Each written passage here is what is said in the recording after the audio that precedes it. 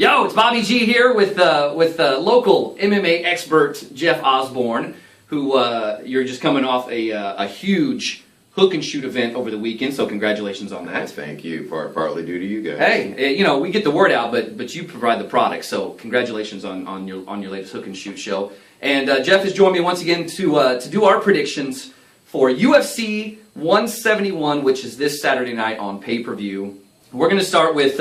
By the way, UFC 171 is for the to claim somebody to claim the UFC welterweight title left vacant by George St. Pierre. So we'll get to that main event here in a minute. So first up, one of the most boring fighters that we can think of, and we actually kind of trashed him last time. Jake Shields is fighting Hector Lombard.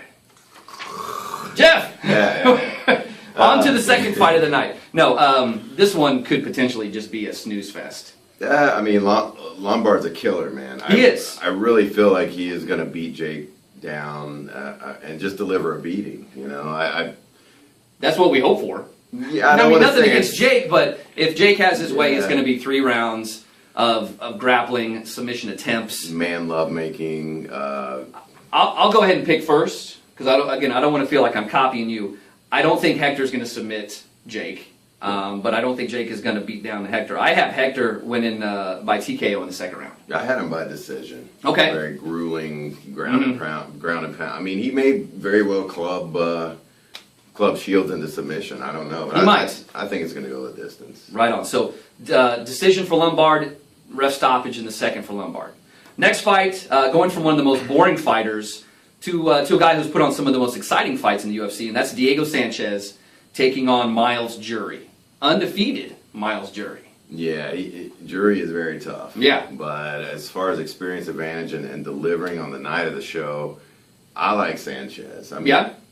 As a person, I think he's a total doofus. He's a weird dude. He's very strange. But he brings it. Yeah. And he can take a beating all night. And another thing that's going to come into play when we talk about the main event, he's in his athletic prime. I mean, when you're in early 30s to late 30s, I think you're starting to hit your athletic prime. I'm going to go totally with Sanchez. Sanchez by?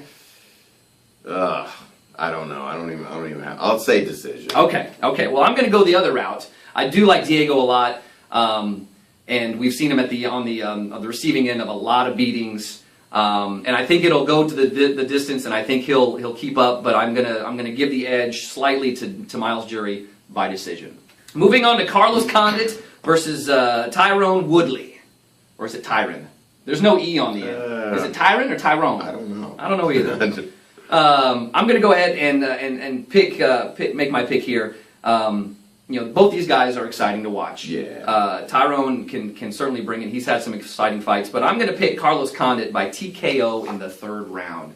Just 'cause. I've seen him, his last fight, he stopped Martin Kampmann in the fourth round with some nasty blows. So he definitely has the potential to stop the fight. I'm going to pick that in the third round. I'm going to have to agree with you there. Okay. I think, he's been tested in the later rounds. I think he feels he has something to prove. Yes. He fell short in the title matches, and I was watching the Countdown show last night. Mm-hmm.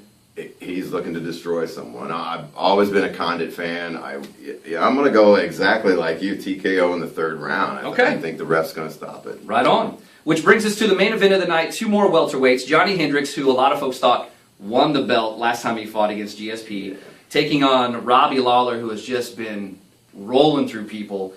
Very exciting main event. One that I don't even really care who wins. I like both fighters. I really just kind of sat here and ran my fingers through my hair. I don't know who to pick. So I ended up going with Johnny Hendricks by decision.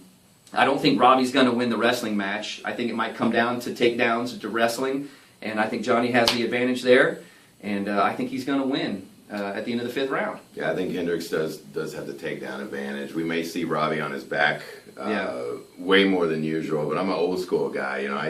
I remember calling a match with Robbie Lawler and Aaron Riley in front of 200 people. I remember saying, why is Lawler Riley not on the main event on the pay-per-view instead of just 200 people? Ended up being the match of the year. And to me, as I said earlier, Lawler is hitting his early 30s. He is looking better than ever. Yes. Exactly. Athletic prime for Robbie Lawler. But Hendricks is someone you're never ever going to be able to take lightly. But I'm going to go with Robbie Lawler. I'm going to go the opposite. And I could go both ways on that one. Robbie's a guy who he always goes for the finish. He's not content with the decision. Hopefully both these guys though bring it though, and they're not intimidated by the fact that it's for the belt and they try to play it safe. That's always a concern of mine. Right.